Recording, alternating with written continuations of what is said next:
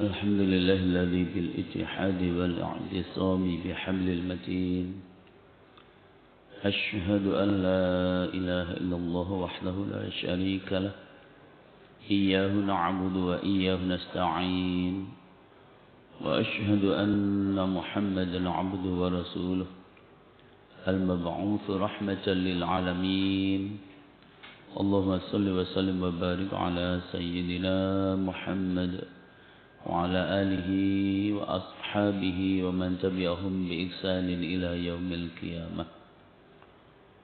فقال الله تعالى في القرآن الكريم بسم الله الرحمن الرحيم أولئك الذين يدعون يبتغون إلى ربهم الوسيلة أيهم أقرب ويرجون رحمته ويخافون عذابه إن عذاب ربك كان محذورا. صدق الله العظيم. أما بعد. Para jemaah salat maghrib rahimakumullah. Mari kita awali dengan bersyukur kehadirat Allah Subhanahu wa taala atas karunia nikmat, rahmat, taufik, hidayah, inayah yang telah diberikan kepada kita sekalian. Sehingga alhamdulillahirabbil alamin pada kesempatan malam hari ini kita bisa sama-sama bermuwajahah dalam rangka untuk kita laksanakan ibadah kepada Allah Subhanahu wa taala. Dan kita selalu berharap semoga seluruh amal ibadah kita betul-betul diterima oleh Allah Subhanahu wa taala. Allahumma amin ya rabbal alamin. Salawat salam senantiasa kita aturkan kepada seorang uswah dan qudwah kita, beliau Rasulullah Muhammad sallallahu alaihi wasallam. Bapak Ibu para jemaah rahimakumullah, kita lanjutkan kajian kita dengan kitab Syajaratul Ma'arif, tangga menuju Allah Subhanahu wa taala. Dan kita awali dengan sabar karena Allah Subhanahu wa taala. Jadi sabar karena Allah Subhanahu wa taala. Itu yang Allah firmankan di dalam surat Al-Muddathir ayat yang ke-7. Wa li rabbika fasbir. Kata Allah, dan untuk memenuhi perintah Tuhanmu bersabarlah. Jadi untuk memenuhi perintah Allah para jemaah, kita harus mensikapinya dengan sikap sabar. Pada umumnya para jemaah, sabar itu memang dibagi menjadi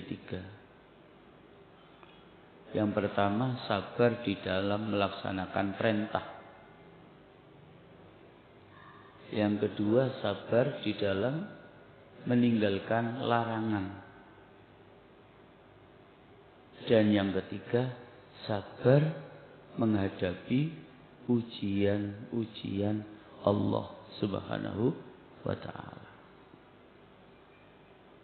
Maka dalam ayat yang ke-7 surat Al-Muddathir ini Allah memerintahkan kita dan untuk memenuhi perintah Tuhanmu bersabarlah. Jadi dalam rangka agar kita mampu menyempurnakan perintah Allah berupa ibadah makhdhah maupun ibadah ghairu makhdhah, itu perintahnya sabar. Kalau nggak sabar para jemaah, tentu akan sangat berat kita melaksanakan perintah-perintah Allah itu. Kalau mungkin maghrib begini sudah agak longgar ya waktu kita. setelah mulai jam 8 lah katakan begitu, sibuk dengan kesibukan kita masing-masing. Kalau sudah di pertengahan waktu dari waktu pekerjaan yang harus kita lakukan, misalnya duhur, nah itu kalau tidak sabar ya hampir-hampir kita tidak bisa melaksanakan perintah Allah. Istirahatnya hanya sebentar, belum makan, belum merokok, mana sholatnya. Itu kalau kita nggak sabar, maka kita tidak akan bisa sempurna di dalam melaksanakan perintah-perintah Allah Subhanahu wa ta'ala. Subhanallah. Jadi sabar di dalam melaksanakan perintah Allah, sabar di dalam meninggalkan larangan-larangan Allah, sabar di dalam menghadapi ujian-ujian Allah, itu memang sangat penting. Kalau kita melaksanakan perintah Allah dengan sabar, meninggalkan larangan Allah juga dengan sabar, menghadapi ujian-ujian Allah dengan sabar, itu semua para jamaah bernilai ibadah di sisi Allah Subhanahu wa ta'ala. Sehingga kalaupun jenengan sebagai makmum kemudian satu saat misalnya imamnya agak panjang membaca suratnya, ya tetap kita harus sabar, nggak boleh bahasa Jawanya gereneng tuwa macane surat. Gak ngerti wong wis arepe ana kebutuhan tak iki. Misalnya, itu kan namanya nggak sabar. Kalau gereneng seperti itu bahasa Jawanya, ya tidak ternilai ibadah karena kita tidak ikhlas jadinya. Karena jadinya kita tidak ikhlas. Walaupun sholat tidak ternilai ibadah karena tidak ikhlas. Maka para jamaah, itulah manfaatnya kita sabar. Bahkan as-sabirin ini para jamaah, orang-orang yang sabar itu para jamaah adalah menjadi kelompok hamba-hamba yang dicintai oleh Allah Subhanahu wa ta'ala. Karena itu pula para jamaah, Allah juga memerintahkan di dalam ayat yang lain, di dalam surat Ar-Ra'd ayat yang ke-22, walladzina sabaru ibtigha'a wajhi rabbihim, dan orang-orang yang sabar karena mencari keridhaan Tuhannya. Jadi untuk mendapatkan ridha Allah itu memang harus didasari dengan sikap sabar. Jadi orang-orang yang sabar karena mencari keridhaan Tuhannya, keridhaan Allah Subhanahu wa ta'ala. Ridha Allah itu baru akan dapat kita peroleh dengan cara kita sabar. Sabar di dalam melaksanakan perintah, sabar sekali lagi di dalam meninggalkan larangan, sabar ketika kita sedang diuji oleh Allah Subhanahu wa ta'ala. Terkait dengan perintah sabar di dalam menjalankan perintah Allah, sabar di dalam mencari ridha Allah, maka para jamaah, kita juga diperintahkan oleh Allah untuk berlomba-lomba di dalam melakukan ketaatan, itu juga dengan sabar. Jadi berlomba-lomba untuk melakukan ketaatan, agar ketaatan kita itu sempurna, juga ketaatan itu harus dilakukan dengan sabar. Allah firmankan agar kita dalam melaksanakan ketaatan itu berlomba-lomba para jamaah. Itu diantaranya ada di dalam surat Al-Mutaffifin ayat yang ke-26. Khitamuhu misk wa fi dzalika falyatanafasil mutanafisun. Laknya adalah kasturi Dan untuk yang demikian itu hendaknya orang berlomba-lomba. Apa maksudnya surat Al-Mutaffifin ayat 26 ini yang dimaksud khitamuhu misk, laknya adalah minyak kasturi. Minyak kasturi itu jamaah minyak wangi yang paling bagus. Yang benar-benar asli, kasturi yang asli itu 3 hari baunya enggak habis. Memang minyak yang paling bagus. Sampai dijelaskan oleh Allah di dalam Al-Quran. Miskun. Minyak kasturi. Misik. Ya. Jadi nanti penduduk surga itu jamaah diberi minuman apa saja, termasuk mungkin kalau kita waktu hidup di dunia khamar dan lain sebagainya. Tapi di sana sudah tidak memabukkan. Itu tutupnya, laknya itu tutupnya itu semerbak harum bagaikan harumnya minyak kasturi.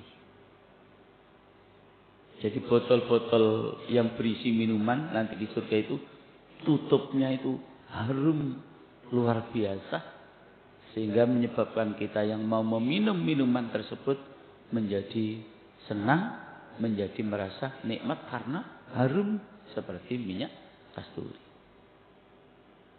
Nah, itu semua para jemaah akan dapat kita peroleh makanan dan minuman yang menyegarkan dan yang menyenangkan.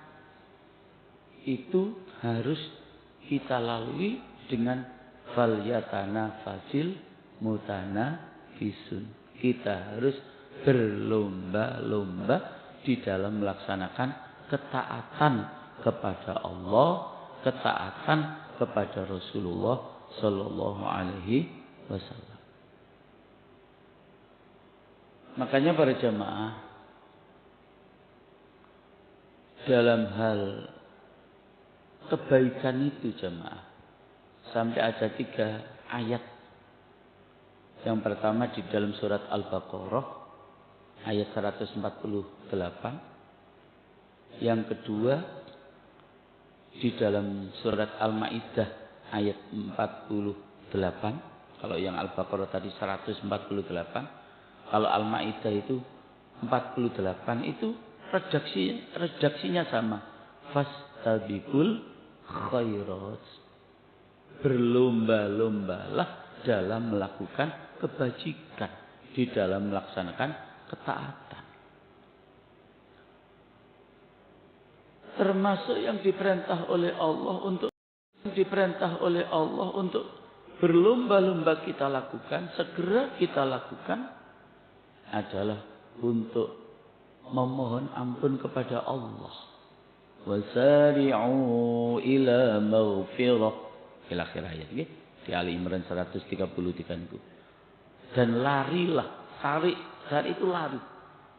Lalu kita bahasakan, segeralah untuk mendapatkan ampunan dari Tuhanmu.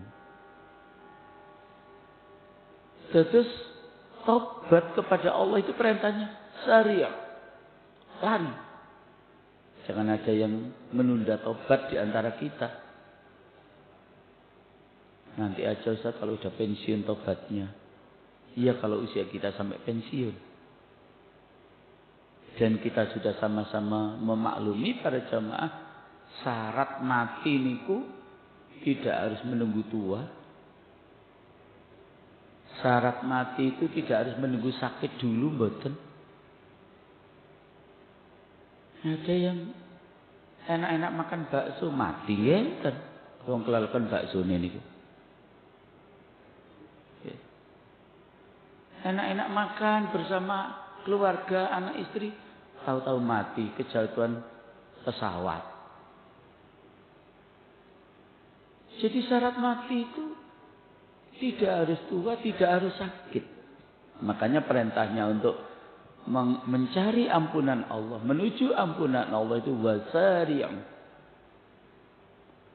Dan bersegeralah kalian semua ila maghfiratin min rabbikum, kepada ampunan dari Tuhan kalian. bukan hanya berlomba-lomba di dalam melaksanakan kebaikan, berarti kebaikan ya semua perintah-perintah Allah itu. Bukan hanya permohonan ampun yang harus kita lakukan dengan cepat-cepat. Bahkan Allah juga dawuh di dalam surat Al-Jum'ah ayat yang ke-9, fas'au ila dzikrillah. Zikir kepada Allah itu juga harus fas'au, segera, cepat.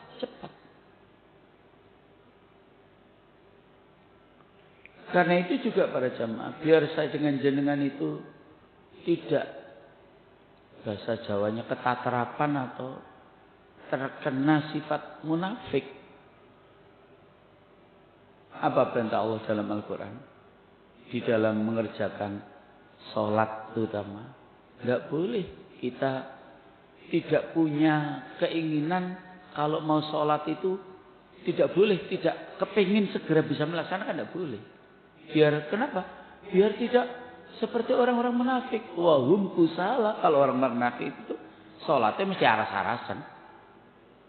Nah, biar kita tidak terkena sifat munafik itu, khusus untuk ibadah sholat itu harus segera, harus punya keinginan cepat untuk segera kita lakukan. Walaupun kemudian pada prakteknya, waduh, nggak bisa ternyata, ini harus selesai dulu. Tapi dalam hati saya dengan jenengan harus punya niat untuk kesusu sholat niku. Kesusu atau tergesa-gesa dalam hal apa? Dalam hal melaksanakannya. Bukan saat praktek melakukan sholatnya. Saya tidak tahu ketika di mana itu, Blitar atau Besuki apa Pendowoso itu, yang di-share di HP itu waktu taraweh 20 rakaat hanya 7 menit itu sholat apa dulinan. Allahu Akbar, Allahu Akbar. Nyontoh sinten sholat model ngoten niku. Bukan itu yang dimaksud kita kesusu sholat itu, bukan saat pelaksanaannya. Waktu begitu masuk kita segera kepingin melakukan sholat. Kalau ini mboten sempat sholat jamaah ke masjid dan masih di jalan lalu tolak-tolak ya gak ketemu masjid. Begitu sampai rumah, langsung kamar mandi, langsung sholat. Niku kita dibiasakan ngoten sama. Nek ada jangan tunda, mesti dowon. Nyiapno iki, yukuk iki, makan ini, minum ini, jangan begitu jemaah. Lepas jaket, lepas baju, lepas celana, kamar mandi, sholat dulu. Harus begitu. Harus punya keinginan untuk cepat-cepat melakukan sholat. Biar sekali lagi kita tidak terkena sifatnya orang munafik. Orang munafik ini wahum kusala. Mereka sangat bermalas-malasan untuk melakukan sholat niku. Niku jamaah rahmatullah. Jadi jamaah rahmatullah, tentu berlomba-lomba di dalam melakukan ketaatan ini, sekali lagi agar kita betul-betul di dalam melaksanakan ketaatan itu dapat kita lakukan dengan baik, dengan sempurna, sehingga kemudian apa yang kita lakukan di dalam melaksanakan ketaatan itu harapannya para jamaah ada nilai terbaik dibandingkan dengan teman-teman kita yang lain. Di mana-mana sudah saya jelaskan, dan ini sudah menjadi hadis yang sangat terkenal, hadis sahih, bahwa ketika kita ini sholat berjamaah, itu pahalanya antara 25 dan 27 derajat. Ini sahih hadis. Yang terkenal kan 27 derajat ini yang terkenal. Tapi ada yang 25 hadis. Jadi yang jamaah itu semuanya dapat pahala 27 derajat. Hanya tentu yang begitu imam Allahu Akbar, jenengan Allahu Akbar, Beda dengan yang imam sudah baca Fatihah baru Allahu Akbar. Beda dengan jamaah yang imam sudah baca surat baru Allahu Akbar. Beda dengan jamaah yang rakaat kedua baru ikut, baru bisa mengikuti jamaah. Bahkan terakhir beda dengan yang jamaah hanya dapat tahiyat akhir. Ini kok kita nilai jamaah. Itu semua nilainya berbeda di jamaah.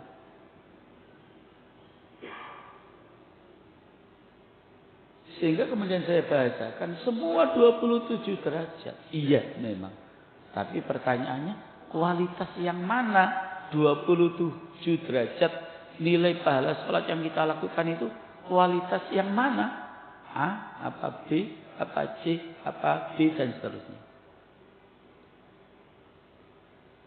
Sehingga saya analogkan ketika ada orang A dan orang B. Sama-sama membeli apel 1 kilo. Orang A beli apelnya 1 kilo harganya 15.000. Sementara orang B harganya 50.000. Sama-sama 1 kilo. Pertanyaannya, apa yang membedakan jamaah? Kualitasnya. Kalau kuantitasnya sama 1 kilo. Begitu nilai pahala kita di sisi Allah. Di dalam menjalankan ketaatan kepada Allah itu. Kualitas yang mana? Begitu dengan sangat khusyuk.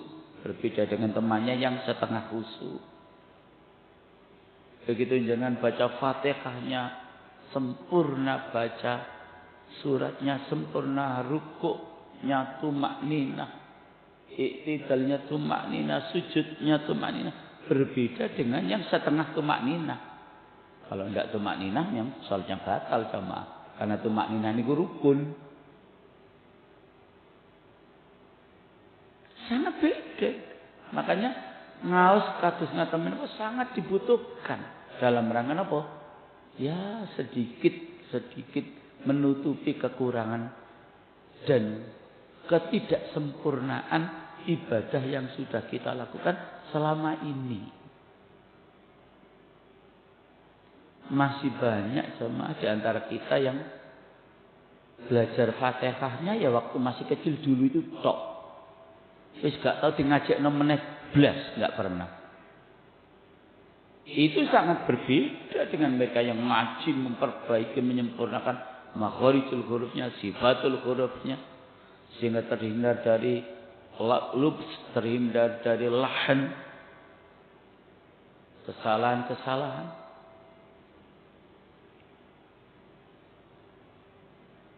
Sehingga ketika ada pendaftaran santri baru di Al-Falah setiap 4 bulan sekali. Seperti bulan ini. Agustus, terus nanti Desember, terus nanti April. Ketika saat itu dulu saya masih muda. Ustaz, menekosah siap menguji Bapak Ibu yang baru daftar ngaji. Ada placement test, diuji dulu sehingga masuk di kelas mana ini nanti. Tidak sedikit para jamaah yang ketika ngapunten Ibu hasil jenengan tesnya harus kembali kepada Iqra jilid 2. Kaget. Soalnya penomah wis khotam ping 29.000 wisan. Baca berkali-kali khotam ternyata harus daftar di Al-Falah kembali Iqra 2. Lah wong khotami diwaca dhewe gak tau di ngajekno. Ya lancar jaya. Gak ono sing nyalahno, gak ono sing nyimak. Ya bahasa guyonannya nggih, mesti lancar jaya. Begitu dites harus kembali Qira 2. Kenapa? Panjang pendeknya belum kena sama sekali. Harus kembali Qira 2. Ini jamaah Allah. Jadi monggo terus kita berupaya untuk menyempurnakan kekurangan-kekurangan kita di dalam melaksanakan ibadah kepada Allah Subhanahu wa taala dengan cara apa? Ngaji. Kalau tidak ngaji tidak akan tambah ilmu dan tidak akan ada update dan upgrade ilmu. Ya pancet mawon. Imam sudah tahu sufufakum baina tasfiyatus sufuf minta mamis sholat masih renggang sak minimi. Kenapa kok angel dituturi? Karena ndak tambah ilmu. Kalau tambah ilmu gampang diatur. Jadi cek mboten angel tuturane awak dhewe niki monggo ngaji. Salat kok angel diatur-atur. Lho hidup ini memang harus diatur. Nek enggak diatur ngawur awak dhewe niki. Nek mboten diatur kali syariat. Niku yang mengatur syariat, bukan Pak Takmir niku. Bapak Ibu mohon sopnya lurus rapat itu syariat niku. Rentai agama mboten, rentai takmir niku mboten. Kalau di Singapura itu ngeten jamaah, di Singapura. Sudah duduk semua, khotib mau mulai khutbah. Oleh takmir Bapak itu dimohon semuanya berdiri. Berdiri semua, merapat. Setelah sudah berdiri, silakan Bapak itu duduk lagi. Rapat sedoyo. Nah, kalau di sini enggak tradisi mungkin di seneni wong gitu. Jadi begitu duduk, plok, sudah rapat semua. Baru dia mulai khutbah. Jadi Bapak Ibu rahmatullah, dalam melaksanakan ketaatan, di dalam memohon ampun kepada Allah, untuk berzikir kepada Allah, untuk ibadah kepada Allah, para jamaah sekali lagi kita ini diperintahkan untuk berlomba-lomba, untuk berlomba-lomba kesusu, kesusu melakukan, kesusu segera bisa melaksanakan ibadah itu. Ketika sudah bisa melaksanakan ibadah itu, nah tentu harus kembali seperti petunjuk syariat. Sholat misalnya ya harus ada tumakninah. Puasa misalnya harus betul-betul kita lakukan sampai finishnya. Tidak ada artinya dengan tidak makan, tidak minum 12 jam atau 13 jam. Lalu kurang 10 menit dari maghrib sampun buka rumiyin. Yang 12 jam lebih tadi nggak ada artinya. Kalau tidak kita sempurnakan puasanya sampai pada batas waktu kapan harus kita berbuka. Kata almarhum Ki Haji Hasyim Mujadi, umat Islam Indonesia itu tepat waktu itu mung situk tok. Ya nek pas buka niku mesti tepat waktu. Nek liyane rapat ya molor, kerja ya molor. Sehingga nek jenengan tenembung niku napa kok ngebut niku berangkate sak ngepres. Cek loket cegak, pinjere cegak telat.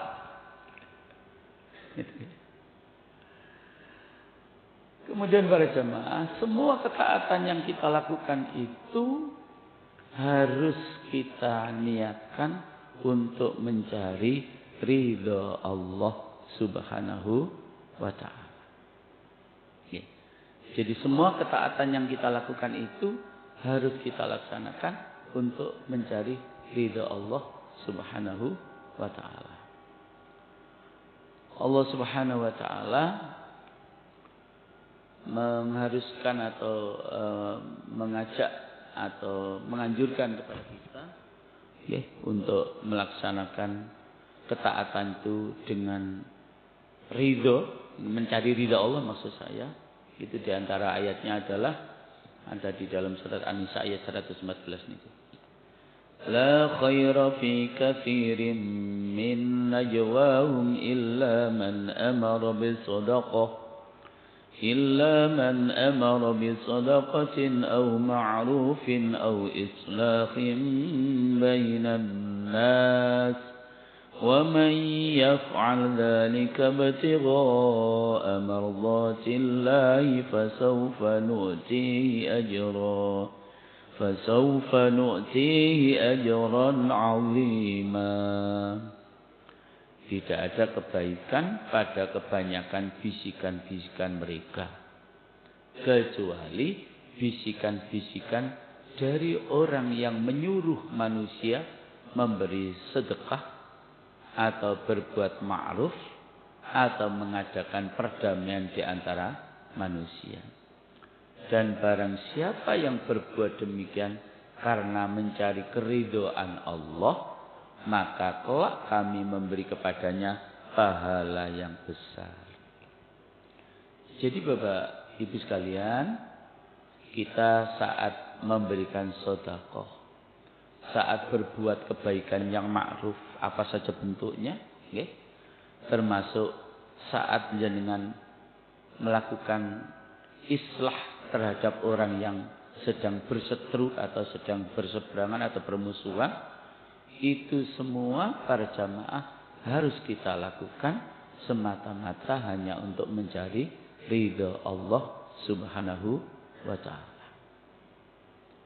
Barang siapa yang senantiasa mencari ridha Allah, maka ia akan semakin taat dan mencintainya, dan senantiasa menjauhkan diri dari sebab-sebab yang membuat Allah murka, dan akan senantiasa menjauhi perbuatan yang menyalahi perintah Allah Subhanahu wa ta'ala. Nah, Subhanallah, kita sudah mengenal dalam hidup sebagai seorang muslim ini 5 prinsip hidup. Apa 5 prinsip hidup itu? Yang pertama, dasar hidup kita bertauhid kepada Allah. Jadi dasar hidup kita bertauhid kepada Allah. Kita hidup di atas ketauhidan kita kepada Allah. Keyakinan kita Allah yang Maha Esa. Ya. Dan itu bedanya kita dengan orang-orang non-muslim. Ya. Ada yang punya keyakinan bahwa malaikat-malaikat itu anak-anak perempuannya Allah. Ada yang punya keyakinan Uzair itu anak laki-lakinya Allah. Ada yang punya keyakinan Nabi Isa itu juga anak laki-lakinya Allah. Kita sebagai seorang muslim, no. Harus mendasari hidup kita dengan mentauhidkan Allah. Memang Allah itu kul huwallahu ahad, Allahus samad, lam yalid wa lam yulad wa lam yakul lahu kufuwan ahad. Itulah keyakinan kita. Prinsip hidup kita yang kedua apa? Fungsi hidup. Fungsi hidup. Untuk apa fungsi hidup kita? Untuk beribadah dan sebagai khalifah fil ardh. Jadi fungsi hidup kita itu hanya untuk beribadah kepada Allah dan sebagai khalifah Allah.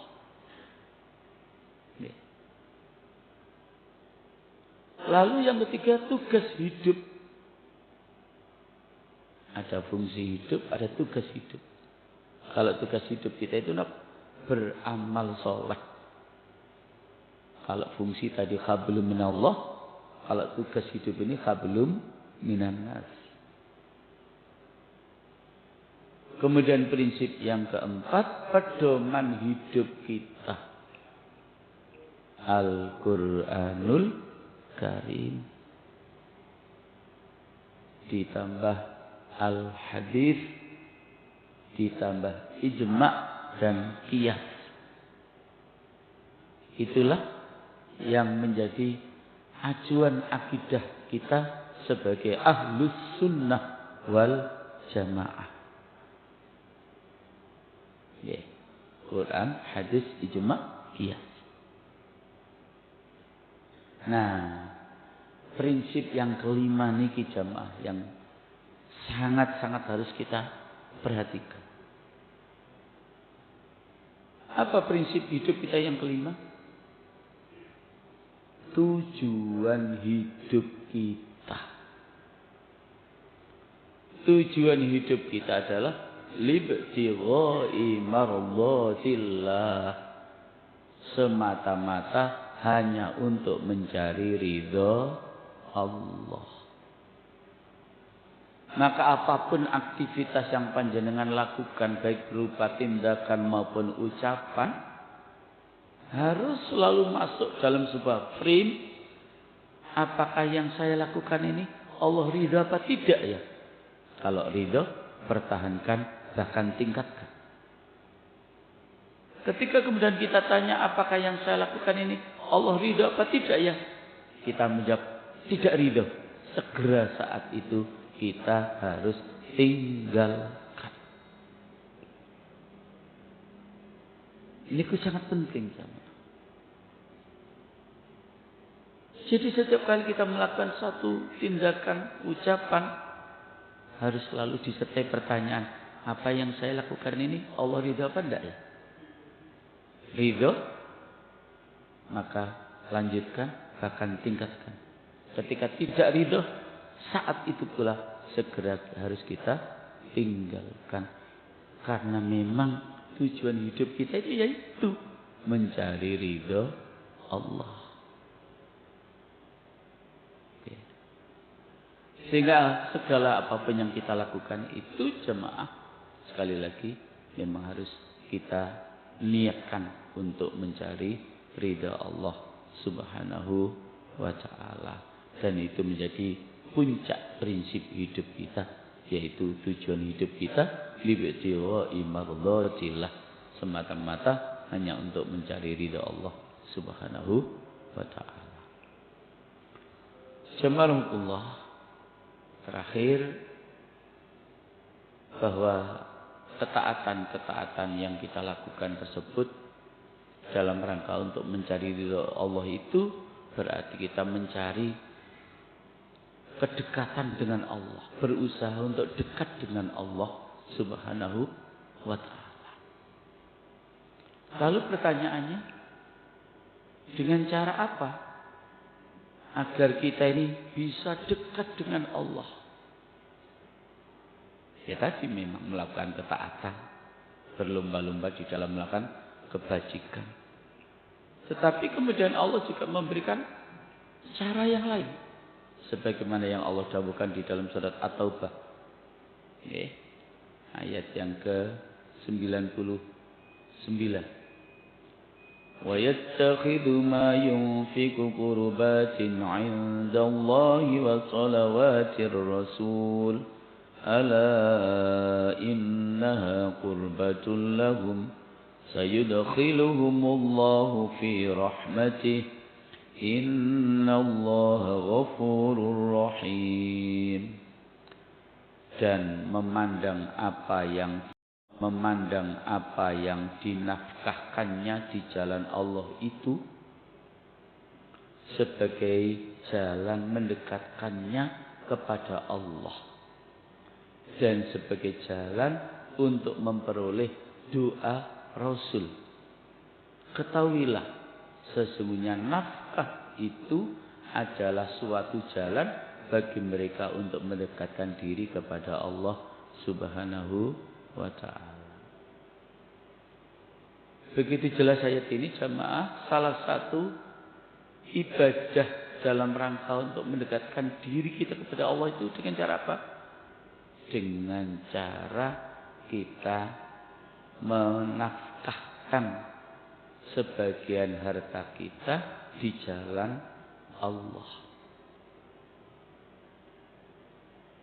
Jadi sebagai jalan mendekatkannya kepada Allah itu dengan jalan kita harus suka sedekah, infak, jariyah, hibah, wakaf. Itu jalan mudah menuju Allah. Nah, yang kedua, singkat saja karena waktunya, jalan mudah untuk mendekatkan diri kepada Allah. Allah dawuh di surat Al-Alaq ayat yang terakhir itu, wasjud waqtarib, dan sujudlah dan dekatkanlah dirimu kepada Allah. Jalan yang kedua untuk biar bisa dekat dengan Allah, perbanyak sujud. Sujud dalam pengertian sholat, sujud juga bisa kita lakukan di luar sholat. Sehingga ada 4 macam sujud. Sujud di dalam sholat. Kemudian ada sujud tilawah, ada sujud syukur, ada sujud sahwi. Jadi itu jalan sangat memudahkan diri kita dekat dengan Allah. Sehingga dalam hadis itu hamba itu sangat dekat dengan Allah dalam 2 kondisi. Pertama ketika saat sujud, yang kedua ketika sedang dalam kondisi berpuasa, itu sangat dekat dengan Allah Subhanahu wa taala. Para jemaah, karena waktu, insyaallah kita sambung pada pertemuan berikutnya. Matur nuwun. Subhanakallahumma bihamdik, asyhadu an la ilaha illa anta, astaghfiruka wa atubu ilaik. Walhamdulillahirabbil alamin. Assalamualaikum warahmatullahi wabarakatuh.